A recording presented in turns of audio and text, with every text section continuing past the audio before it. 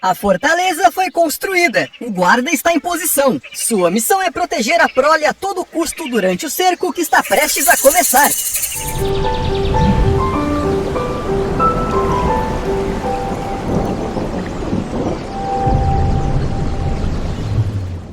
Este é o território do macho da rã touro africana, a maior rã da África. Aqui está a sua prole, que pode chegar a 4.000 ovos. Nem todos eles se tornarão adultos, mas os pais farão de tudo para protegê-los. E quando digo tudo, quero dizer literalmente tudo. A rã touro tem muitas armas para proteger seus filhotes. Se este animal ocupou algum pedaço de terra, então não deixará ninguém entrar nele. A primeira linha de defesa é o grito. Estou falando sério. A primeira coisa que uma rã touro faz é gritar muito alto. O som é tão penetrante que pode não só surpreender um intruso, mas também fazê-lo recuar. Parece que ao ouvir esse grito desagradável, vacas, touros, veados, cães e outros quadrúpedes procuram sair imediatamente do caminho. No entanto, a questão não é só o grito, é claro. Ele é só um aviso, por assim dizer, um tiro para o alto. A verdadeira batalha começa a seguir. Está vendo esta cobra? Ela tem intenções bastante claras. Comer os girinos indefesos. Mas a rã macho está pronta para qualquer coisa. Esta batalha será lendária! E bem curta. Parece que a cobra entendeu a indireta. Esse território está ocupado pelo melhor pai do mundo e um grande lutador. Um golpe foi suficiente para afastar o inimigo, mas nem sempre é assim. Ah, mas não se preocupe. A rã touro tem um arsenal bastante rico. Se sons repugnantes e agressões não funcionarem, e se camuflar ou inflar para parecer maior não adiantar nada, ela usa veneno. Como muitas outras espécies de rãs e sapos, a rã touro se protege dos predadores secretando veneno de glândulas especiais que tem atrás das orelhas. Isso as torna uma refeição nada atraente para os predadores. Mas o que fazer quando eles não estão caçando você, mas sua prole? Não dá para ir até o predador e dizer: não, primeiro você precisa me lamber. Neste caso, o anfíbio já agressivo entra em modo guerreiro e todas as suas habilidades se tornam 10 vezes mais fortes.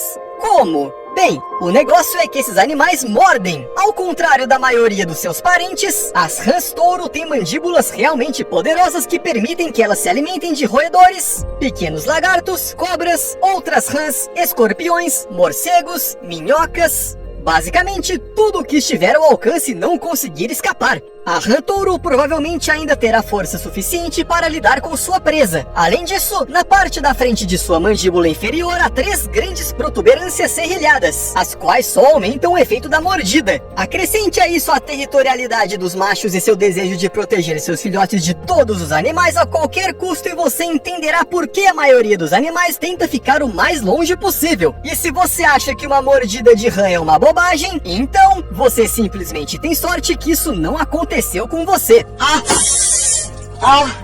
Mas sejamos honestos, não basta ser barulhento, forte e mordaz para se proteger de todos os perigos do mundo selvagem. E sabe de uma coisa? As rãs touro entendem isso muito bem. Portanto, elas também aperfeiçoaram sua inteligência. Na maioria das vezes, elas dão à luz em lagos pouco profundos ou em águas rasas. Mas esse tipo de lugar pode secar. E a seca para girinos é... bem, digamos que não é o fenômeno climático mais agradável. E o que fazer em tal situação? Mesmo que haja uma lagoa inteira nas proximidades, a tarefa não é nada fácil. Imagine que você tem 4.000 crianças que precisam ser levadas para um lugar mais seguro o mais rápido possível. E você é apenas uma rã. Mas como eu já disse, as rãs touro têm um bom intelecto para os padrões de um anfíbio, além de instintos e patas. Com a ajuda deles, o animal pode cavar um canal entre 2 corpos d'água para salvar os girinos. Além disso, parece que a rã até entende um pouco de física. O macho trabalhará até que as condições sejam ideais. Quanto mais largo o canal, melhor a água flui através dele e mais fácil é para os girinos se moverem para a lagoa. E o título de pai ideal está de volta no seu bolso.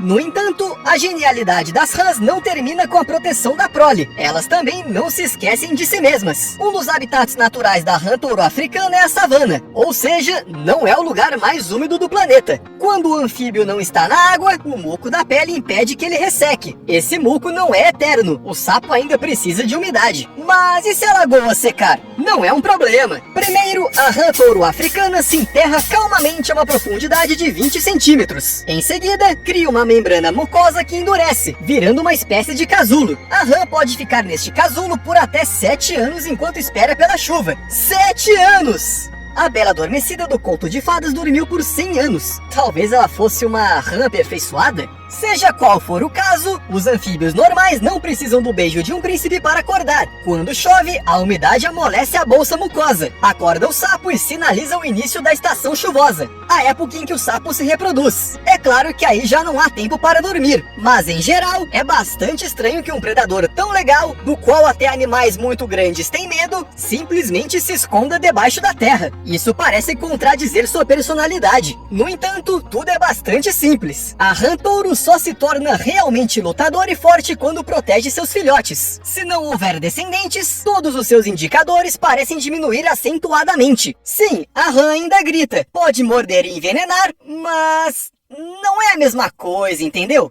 Seja como for, algo parecido acontece com as rãs Calola púlchera. Esta espécie é menor que a africana, inofensiva, vive na Ásia e é presa de cobras. Apesar de que estas rãs não são tão venenosas quanto suas parentes, elas secretam uma substância desagradável para os predadores através da pele. Mas as cobras sabem como chegar à sua presa sem se meter em encrenca. Elas usam os dentes da mandíbula superior para cortar a barriga da rã e depois mastigam suas vísceras.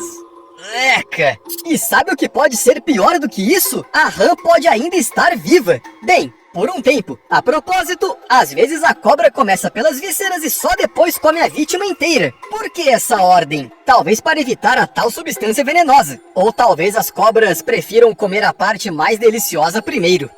Tá bom, não vamos falar sobre isso. Voltemos àqueles animais que podem ser chamados de papais ideais. Parece que cuidar da prole é uma coisa completamente natural, mesmo no mundo animal. Isso não surpreende ninguém, mas os animais não conseguiam nem pensar em nada disso até que chegaram à terra firme. De acordo com um novo estudo sobre rãs, feito pelo Milner Center for Evolution da Universidade de Bath, a evolução das criaturas aquáticas para viver em terra as tornou pais mais atentos. A lógica dos cientistas é bastante simples. Rãs e sapos que se reproduzem fora dos corpos d'água gastam mais tempo e fazem mais esforço para cuidar de seus filhotes. Os cientistas acreditam que foi o cuidado dos pais que permitiu que os animais colonizassem a Terra. Afinal, quanto mais você cuida de seus filhotes, maior a probabilidade de eles sobreviverem. Isso significa que seus genes serão transmitidos, haverá mais indivíduos de sua espécie, seu território também aumentará.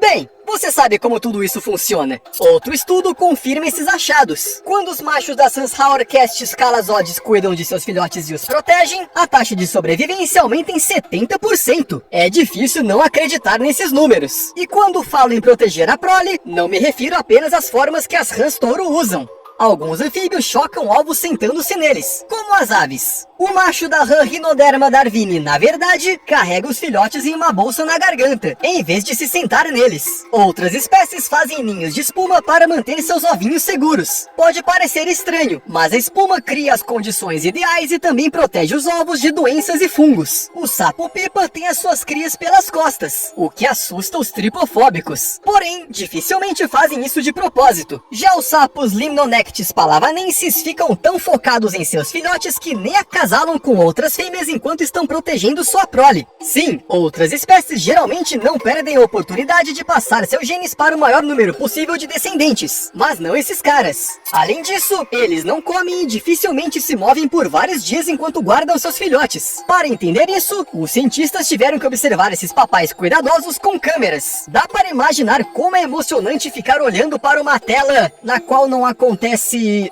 bem, nada? É como se seu computador ficasse travando sempre, travando e travando outra vez. E de novo! E de novo! Mas deixemos isso para lá. O que importa é que as rãs e os sapos são pais muito legais, especialmente sendo anfíbios. Mas toda essa beleza tem um lado negativo. As cobras. Você pode ser muito legal, mas qual é o sentido disso se você pode ser devorado bem no meio da época de acasalamento? Afinal, os sapos gritam não só para afugentar os predadores. Muitas vezes esse som serve para atrair as fêmeas. Sim, quando você ouve um coachar persistente em um lago próximo, é apenas o Tinder dos sapos em ação. Mas coachar não serve apenas para atrair naturalistas amadores e crianças pequenas. As cobras também rastejam em direção a esse som. É quase como ouvir que seu pedido na lanchonete está pronto. Você entende na mesma hora que está prestes a comer algo. Assim, em vez de uma fêmea para uma noite agradável, a rã macho pode encontrar um predador faminto. Não é o melhor cenário para o encontro. As cobras, em princípio, são consideradas um dos principais inimigos dos anfíbios. Muitas espécies se alimentam basicamente só de anfíbios, enquanto outras atacam anfíbios regularmente quando têm oportunidade. Não é de surpreender que as cobras tenham descoberto há muito tempo onde, como e de que maneira pegar uma rã. E elas não se limitam a simplesmente comer as rãs. Lembra aquela história que não quero nem lembrar que elas abrem a barriga do bicho? Isso, pelo visto, é pouco para as cobras. Elas também pegam o veneno dos anfíbios. Oh, isso soa um pouco louco. Quero dizer, as cobras não deveriam ser mega venenosas? Bem, acontece que nem todas as espécies tiveram a sorte de serem dotadas pela evolução com a capacidade de produzir toxinas. E por isso precisaram inventar algo. A cobra Notex scutatus se alimenta principalmente de pequenos vertebrados como rãs e sapos. E a escolha por essa dieta não é acidental. Na parte superior do pescoço, essas cobras possuem glândulas especiais que secretam um líquido cáustico venenoso. As garras e as mordidas de falcões e outros predadores provavelmente rasgam a pele da cobra e permitem que esse veneno escorra, potencialmente cegando os atacantes. Parece bem lógico. Temos uma cobra, ela tem toxinas. O que os sapos têm a ver com isso? Quando os cientistas criaram algumas dessas cobras em laboratório, eles descobriram uma mudança inesperada. A maioria das cobras jovens tinha pouco ou nenhum veneno em suas glândulas ao nascer. No entanto, elas rapidamente acumulavam a toxina após vários dias se alimentando de sapos venenosos da espécie Bufo-quersicus. Você acha que tudo isso é um erro do laboratório? Coincidência? Pois as cobras que vivem em uma ilha livre desses sapos não têm veneno nas glândulas occipitais, enquanto as cobras que vivem em uma mesma área em que os sapos são tóxicas. Muitas coincidências, não acha? O que acontece é que as Notex scutatus simplesmente comem os anfíbios, roubam seu veneno e os secretam para que não sejam devoradas. Um esquema bastante complicado na minha opinião, mas os cientistas dizem que pode ser difícil para as cobras desenvolverem qualquer outra forma de liberar a toxina. E por quê? Parece que elas estão bem com as coisas como estão. Até mais!